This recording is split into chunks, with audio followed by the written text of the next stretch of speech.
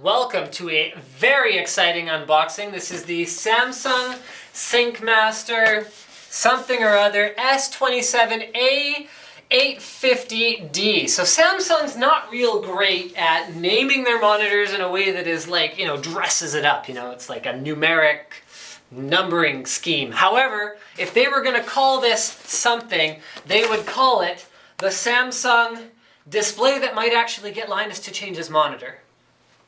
That's right. So I actually have a 305T Plus that I bought way back in the day, so 30-inch monitor.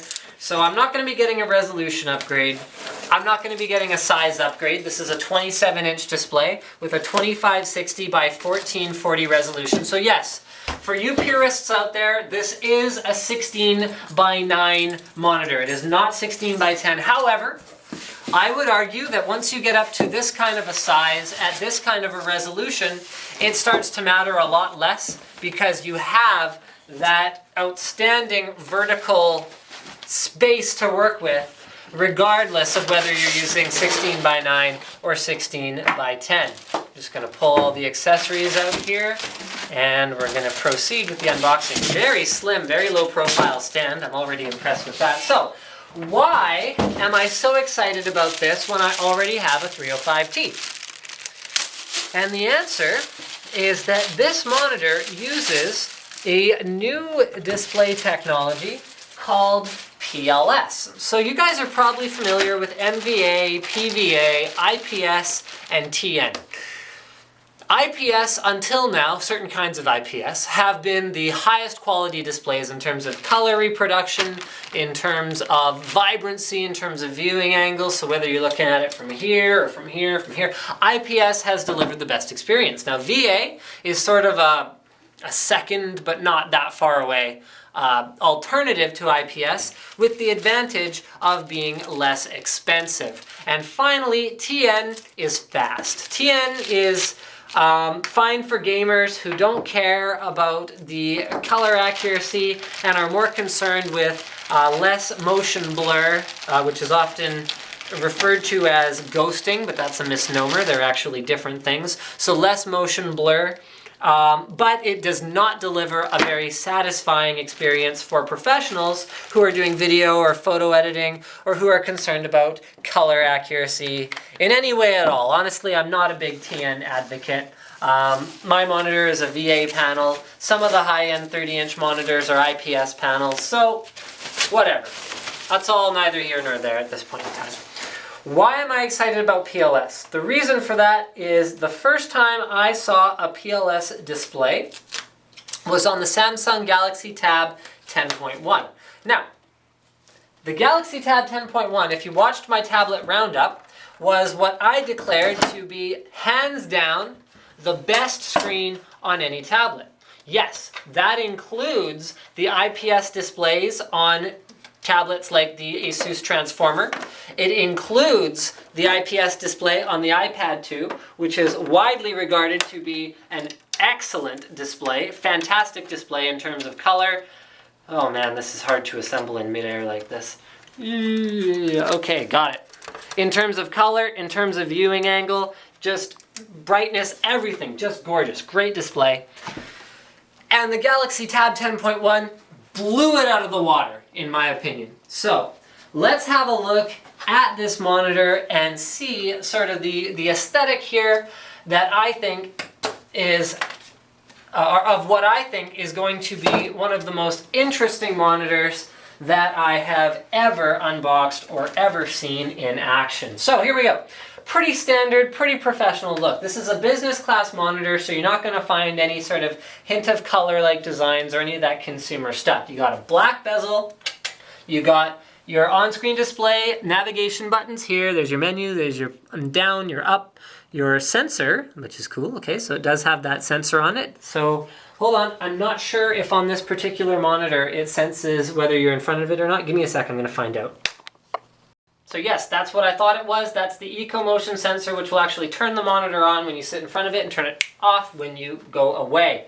Here we have the source selection, and we've got our power, so there's not a whole lot of intrigue there. This has a nice finish to it though, so you can see this actually has like kind of a brushed look, although it's not made of aluminum, which is good because as soon as you touch it, it would put irremovable fingerprints all over it, and then it would look horrible forever.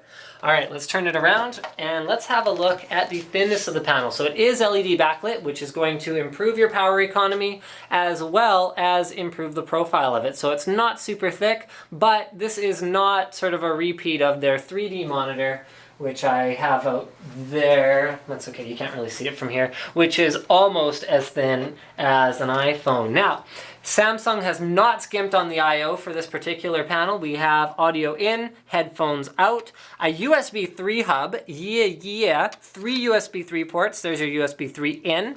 So I'm very excited to see that included.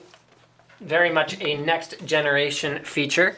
Here we have our power in, our DVI in 2, DVI in 1, so you have dual DVI in, DisplayPort in. Having these kinds of input options is outstanding because remember, this is a very high resolution panel, 2560 by 1440. That means that it requires a significant amount of processing in order to process those images on the fly.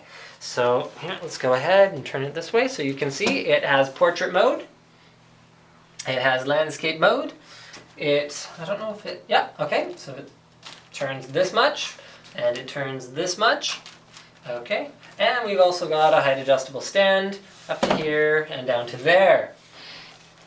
Let me just see if there's anything that I'm missing here in terms of what Samsung has to say for themselves. I haven't gone over the included accessories yet, so I'm going to go ahead and, oh, it says it comes with 4 USB 3 ports. Well, where's the last one then? Hold on just a minute. I don't see another one. Okay, well, we're going to say 3 for the time being, and then perhaps it's 4.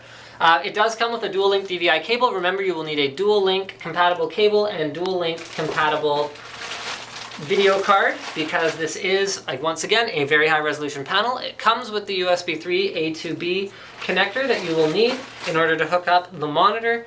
And let me just have a look at what else we've got. So PLS technology, yes, PLS, like I said, I can't emphasize this enough, better than anything else out there in my limited experience so far, which is limited only because I was only able to see it in a tablet form factor. This is going to be the true acid test for me because this is a full-size monitor with a nice matte screen because remember, all those tablets are using glossy screens, so I can truly evaluate it with a matte screen.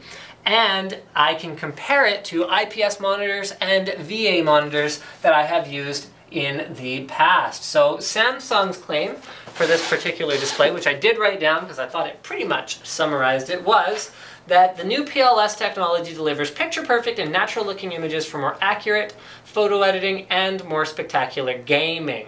So, yeah.